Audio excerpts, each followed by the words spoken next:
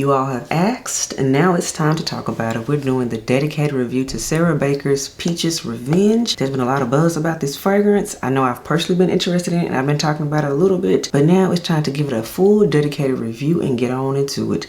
Let's get started.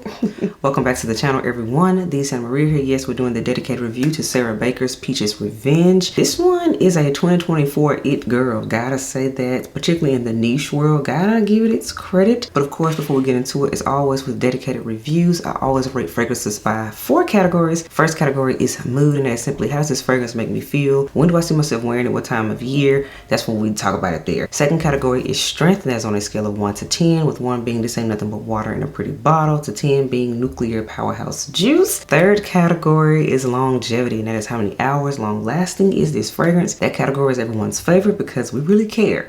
Then the fourth and final category, which is kind of a fun category, is simply, is this a compliment getting fragrance? Yes or no? So now you know how we do things, and now let's get into lipstick of the day today, everyone. So in honor of doing a peach fragrance, I went with a peachy nude type of color, and this is from MAC, and this is Runway Hit. It's a retro matte type of color, so yes, peachy nude kind of color. I did put a gloss over it. I put my Fenty oil over it, their new one, and everything I have on my face, as always, will be in the description box below, so you don't have to ask questions about it. Next up, we have fragrance of the day, and since this is a dedicated review, of course, the fragrance of the day is going to be the belle of the ball. That is this beauty right here, Sarah Baker's Peaches Revenge. Here it is, y'all. This fragrance, yeah, she's good. So that is the fragrance of the day. So let's get into the specs of this fragrance. So in doing my research about this scent, this fragrance was released in 2024. So yes, this is a new release. I'm like, okay. So the buzz of this fragrance began at Essence, which happened back in early March of this year. Essence in Milan. That's when it was talked about. People heard about it. That's when the buzz started for this fragrance. That's when I personally first heard about it. And then it finally made its way over here to the United States because, by the way, Sarah Baker is a UK-based fragrance house, but the fragrance boutiques here started to pick it up. I personally was able to get it at Perfumology, which is a boutique I have shopped with multiple times now in Philadelphia. I went there back when I went to Philadelphia in February. You all saw the video on that, but they had it and I was able to pick it up from there. This was a blind buy, so truly just based off of the notes, I was like, okay, I feel like this is going to be good. I don't see how this could be bad, and I took the risk and we did it. So that's the backstory on this fragrance. Now let's get into the notes, pricing, sizes, all that good information, because I know you all like to know that. So as of right now, it only comes in one size, and that is this size right here. It's 1.74 ounces or 50 mils, and this is what the box looks like. This is how it comes. It's kind of like a book. You open it, and then of course the fragrance is in here, and here's a book with more information about the fragrance.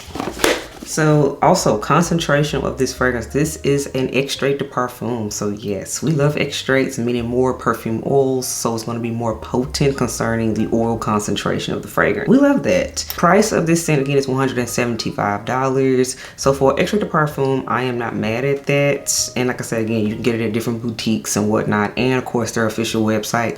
I'll link information below. So let's talk about the notes, y'all. We have notes of peach, guava, nectarine, we have amaretto, we have orris, we have cardamom, we have ginger, we have cinnamon, we have bark, we have amber, vanilla, we have caramel, and musk. Those are the notes, and they have it written up as a juicy, spiced, and salacious type of fragrance. So that's what they say, but of course I'm gonna give you all what I get from the scent. And most importantly, I purchased this fragrance back in May. It is July when I'm filming this, late July at that. So I've had this fragrance for 2 months, and I definitely have my thoughts formed about this scent. So I'm gonna go ahead and spray some just to, you know, reacquaint my nose with it. So for me, y'all, with this fragrance, absolutely the amaretto note sticks out the most in this scent. Amaretto being in the boozy liqueur world. Then I get the fruity notes, the peach and the guava come in, and then y'all, the longer this scent wears down, and especially on skin, then the spicier notes come out. That's when the cardamom comes out, in my opinion, the ginger, the cinnamon. That's when I get more of that kind of stuff. So what I get from this fragrance, in my opinion, this is a spicy, boozy, and fruity scent. That is my experience to sum it up in a nutshell. Again, that is spicy, boozy, and fruity. So that is essentially what I get from this fragrance when I first spray it, and of course when I wear it on the skin too. That has been my general experience with this scent. So now let's get into the rating system, which is the reason you all are here. So the mood of Sarah Baker's Peaches Revenge, right? Absolutely, this is a going out scent. This is an evening scent. It's sassy. It's real sassy. This goes in the date night category for sure, in my opinion, or date night / we're going out clubbing and partying category. It's that type of scent. And actually, I wouldn't classify it to any one time of year. I would just classify this as an evening scent, because I wouldn't say, in my opinion, that this is just a peak hot weather scent. I could still see myself wearing this in the fall, because again, it has those spicier notes, cardamom, cinnamon, and things like that. You can wear those in the fall season, in my opinion. So I won't limit this fragrance to just summer per se, even though that's the time of year I'm filming it, because of the spices in here. Oh, this scent can go beyond that for sure. Another thing I want to mention about this scent, it's not super sweet. So for that reason, this is a unisex fragrance. I think men and women can wear this fragrance. I won't limit it to just the ladies. I know we tend to think of peachy scents, fruitier scents as more feminine, but again, because of the boozy amaretto going on in here and those spices, unisex. Guys, you can wear this scent too. Now let's talk about the strength of this fragrance. So on a scale of 1 to 10, this category was kind of interesting for me. The strength is only a 6. So this scent, even with it being an extra and all that, and having those amped up notes and all that, it's not really loud. This is not a loud scent. It's about average to me. It's about a 6, like I said. And interesting enough, I did expect this scent to be more potent, to be louder, and that didn't happen. So I gotta admit, I was a little bit kind of let down in that. I wish it was a little bit stronger. Again, I can smell it, so it's about average, but I wish it was a little bit more, amped up, with a little bit more louder in the projection and things. So anyway.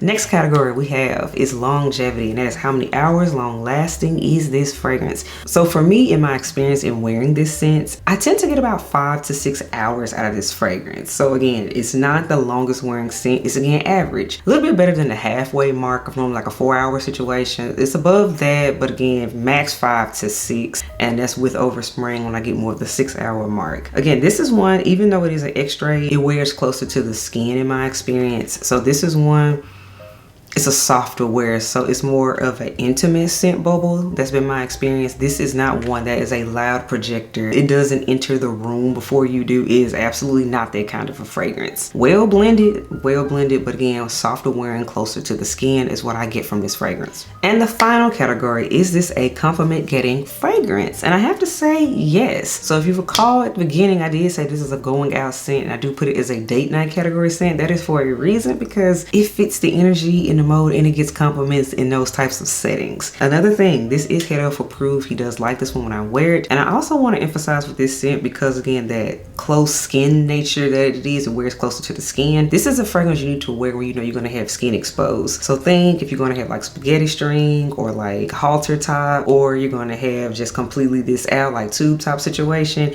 but skin is going to be out. That is the type of fragrance this is. It just does better in that environment. And I gotta say, it warms up on the skin too. So that's why I say this makes more so going out. It's a little bit more sassier of an outfit and energy. That's the type of scent this is in the compliment category. So it does get compliments for that reason. And I would be remiss in the last area. So it's not in the category, but this is something I've gotten a question about multiple times. A lot of y'all has asked me, okay, what does this fragrance smell like? And in particular, you all have mentioned a certain fragrance to compare it to, and we're gonna do that today. And since we're talking peach, okay, this is Peach's Revenge. A lot of y'all have asked me, okay girl, so like, how does it compare to Tom Ford's Bitter Peach? And if you've been with me any amount of time, especially over these years I've been talking, you know Tom Ford's Bitter Peach has been my tried and true peach scent for the summertime. It made my tried and true list video I did at the beginning of the summer. I've talked about it, I've reviewed it, it's been in a battle video. Me and Bitter Peach, we've been together for a minute. So this has been my ride or die peach fragrance. So naturally, of course, I had to compare it, right? So I'm gonna go ahead and spray some, and we're gonna compare the note situation. So when I look at the notes of Bitter Peach from Tom Ford, we have notes of peach, blood orange, cardamom, heliotrope, and then we have middle notes of rum, we have cognac, divana, jasmine, and then we have base notes of vanilla, patchouli, we have tonka bean, sandalwood, benzoin, cashmere, styrax, labdanum, and vetiver. So okay, in a nutshell, the main thing that is the similarity between these two fragrances is, of course, the note of peach. That is a similarity, and they both have cardamom in there, so there is a little bit of that spice that is in that note. But other than that, they go in completely different directions. So in my opinion, y'all, Bitter Peach is more earthier and it's dirtier. for sure. Earthier and dirtier in comparison to Peach's Revenge. And let me say this too. Bitter Peach projects more. It is louder for sure. And I've talked about that in its own dedicated review. It's louder and it does last longer. This is one I don't have to spray as much of in order to really get a projecting scent bubble. So it is louder. However, it's rougher around the edges again because it has that dirtier patchouli in it. For sure, it's more earthy.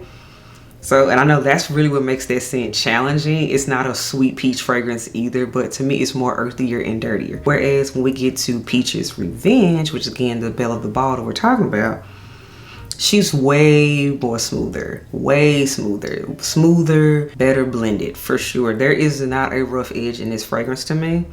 So that's like the biggest difference. And it's much fruitier because there's also guava in here in addition to the peach. So it's fruitier and juicier than Tom Ford's Bitter Peach. So yes, they are both peach scents and they are technically boozy peach scents, but it's two different types of boozes. It's two different types of different directions. So I say that to say that even if you already own Tom Ford's Bitter Peach, yes, there is a place for Peach's Revenge in your collection. It is not a redundant purchase. So I wanted to answer that for a lot of y'all because I have been getting that question a lot in my comments and in DM. So all in all, that wraps up my dedicated review to Peach's Revenge. I do enjoy this fragrance. This is a love. The main critique I have is that I wish it was louder projecting. I do wish it was louder projecting, and I also wish it slightly lasts a little bit longer than what it does. If it had a little bit more oomph, then it would be perfect. So I still enjoy this fragrance, but again, it still has room for improvement. That's the best way to put this fragrance. And I gotta say, this is my first time exploring the house of Sarah Baker, and she has a whole catalog of fragrances, and I do plan to explore more scents from this house, because if it's like Peach's Revenge, I'm intrigued. I'm interested. And I see they've also dropped something else now, I think, too. They also got another new fragrance that's out at this point. So, hey, we'll see what happens. But all in all, I have enjoyed Peach's Revenge, and I want to review it for y'all. So let me know what you think. Have you smelled this fragrance? Do you love it? Do you hate it? Let me know. Do you plan on getting your nose on it? And like I said again, I think it's gonna do even better in the fall, actually, because again, the spicy notes. So we might be having like a peach cobbler moment going on. Let me know what you think about the fragrance, and yeah, I will catch y'all in the next video. Bye, y'all.